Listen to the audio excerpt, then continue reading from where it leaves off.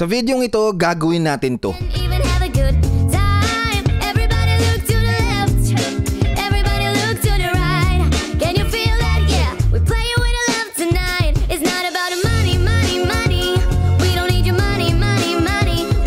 Hindi po yung sayaw yung gagawin natin, kundi yung face tracking po na nakikita nyo ngayon. Nakakahiya, diba? Pero matututunan nyo yan. Pero bago ang lahat, let's roll the intro para mukhang pro.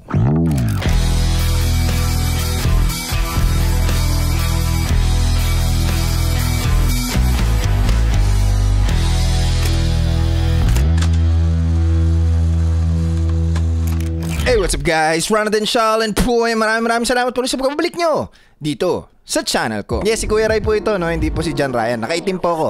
Kuya Ray po ulit. Usong-uso na naman ang mga TikTok dance challenge gaya nitong sayaw ni Miss Marian Rivera. Ginaya mo ngayon. Pero napansin mo na iba yung sa kanya. Parang mas dynamic. Dahil yung sa kanya ay may face tracking. Nagagawa yan sa CapCut. No, kung may CapCut ka, doon mo na gawin. Pero kung gusto mong gawin sa DaVinci Resolve, tuloy-tuloy mo lang panonood nito. Huwag na tayo magpaligoy-ligoy pa. Let's go right into it.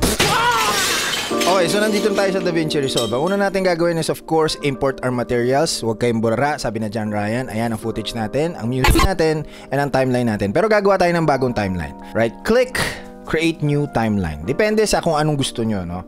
TikTok, face tracking, tutorial.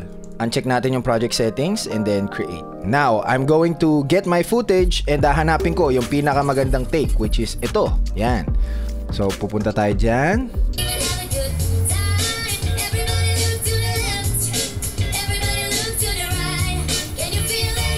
Diba? Ang boring eh. Ang boring nung itsura, no? Kasi nakatutok lang yung camera, walang movement, hindi siya dynamic. So, ang gagawin natin ay i-face tracking natin. Itatrack natin yung mukha nitong si Raulong to. Okay, ngayon nalatag mo na yung material mo at yung good take na ang nakuha mo. Let's go to Fusion page. First time ko magtuturo ng Fusion, so bear with me. Meron tayong dalawang nodes dito. Dito sa Fusion page, kagaya ng color page, node 3 pa rin ang kanilang sistema. So, we have our media in 1, and then right click, and then insert tool. We will see here tracking, and then we'll see here tracker. Click that at makikita natin na nakakabit na siya dito sa ating first node, which is yung media in, yung tracker 1. Okay, we'll have here our tracking crosshairs. Ito, ang gagawin lang natin, syempre itatrack natin yung gusto nating i-track. Make sure na yung frame mo ay nasa first frame, hindi nasa last frame, nasa first frame kung nasan yung dilaw na yan. And then click on this corner. Then hahanapin mo lang, gigitna lang po natin na make sure itong tracker na to ay nasa gitna ng mukha nyo. Okay? Then para i-scale up, dito sa corner to, i-click nyo and then drag nyo para ma-highlight yung buong mukha. Minsan may bug po itong itong DaVinci Resolve. Minsan hindi nyo makikita yung tracking data. Dito nyo na lang po titignan. Okay? As much as possible, yung tracking natin, crosshair natin ay nasa ulo, sa face. Kaya face tracking po ang tawag dito. Okay, I'm good with that. Now, I'm going to go here sa inspector window. Dito sa adaptive mode, I will choose best match. Okay? And then, I will click this one. Then, itatrack niya po yung buong clip na yan. Ang tracking po ay magdedepende sa CPU nyo, kung gaano kalakas yung CPU nyo. Kung mabagal yung computer nyo, I'm sure magiging mabagal din yung tracking. Pero pagka yung computer nyo ay malakas, mabilis lang po ang tracking. And depende rin po sa material. Habang tinatrack po natin to, may mga bagay na kailangan kayong i-consider every time you do these kinds of face tracking. Una, kailangan pag mag-shoot kayo nito, syempre mas mataas dapat ang shutter speed nyo kaysa sa 180-degree shutter rule. Pag 180-degree shutter rule nyo, magkakaroon po ng motion blur yung inyong tracking or inyong output. So, I suggest you use a high shutter speed every time you shoot for a face tracking material. And isa pa, mahalaga rin po na alam nyo, yung tinatrack nyo po ay yung muka. So, as much as possible, iwasan nyo pong matakpan yung muka nyo. Okay? Kasi yun po ang tinatrack. Pag natakpan po ang muka nyo, minsan magkakaroon kayo ng problema kasi iiwas yung tracker crosshair sa muka nyo. Kasi nga natakpan. Ayan, tapos na, no, yung ating tracking. After natin i-track, let's go to the inspection window. Let's go to operation. Dito sa operation, gawin po natin itong match move. And then dito sa merge, gawin po natin itong BG only. Okay? So makikita nyo po na nagkaroon ng cropping or nagkaroon ng resizing yung ating material. Ang gagawin po natin para maayos yun, punta po tayo dito sa effects and click the search button and then type transform. Hanapin na ito yung transform and then idikit po natin dito sa node. Now make sure na nakakabit po itong transform. Now we're going to resize our material. Dito sa size, click and drag. And make sure sa lahat ng parte ng inyong material ay wala po itong ating itong opacity background, no? Kailangan hindi po yan nakikita, yung checkered na yan. So, i-resize pa po natin, no? Sa lahat po yan, kailangan wala ito.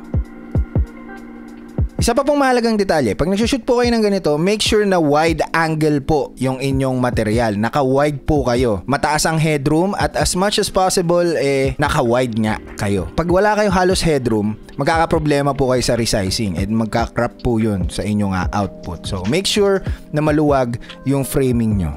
Okay? Ito, meron pa rin. Pwede nating i-pivot yung ating material, no? Dito, click natin yan and i-pull natin downward. May keyframe din po ito, nasa sa inyo po yan. Size up pa natin. And I think we're good. Good sa tayo, punta tayo sa edit page. And of course, after mo i-track yan, kukulayan mo na ngayon. Color, gamit tayo ng simpleng LUT mula sa aking LUT pack. Yan. Tapos, isi-sync mo na yung audio, of course. Ngayon nagtatanong ka, paano gawin yung timeline para sa TikTok, no? Ngayon tapos mo na i-track, kulayan at i-sync yung audio, gumawa ka ng bagong timeline. Okay? Dito tayo sa timelines. Create new timeline. Okay? Uncheck natin yung use project settings. Pangalanan natin, TikTok resolution. Ano tayo sa format. Then gawin natin 1080 by 1920. Check natin yung use vertical resolution and hit create. Punta tayo dito sa ating timeline. Kopyahin natin yung ating ginawa. And then, i-paste natin dito. Ayan. Siyempre, i-resize mo ulit siya. Ayan. Ngayon, TikTok resolution na yung ating video.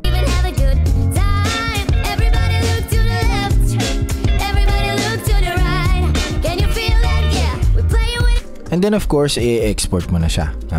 Deliver. Then, make sure na yung inyong timeline ay 1080 by 920 pa din. And then, TikTok, price tag. Then, add to render queue. Kopyahin nyo na lang po yung settings dyan. And then, hit render. That's it. Ayan, tapos na. Natrack na natin. Ito, panoorin nyo po kung paano nangyari.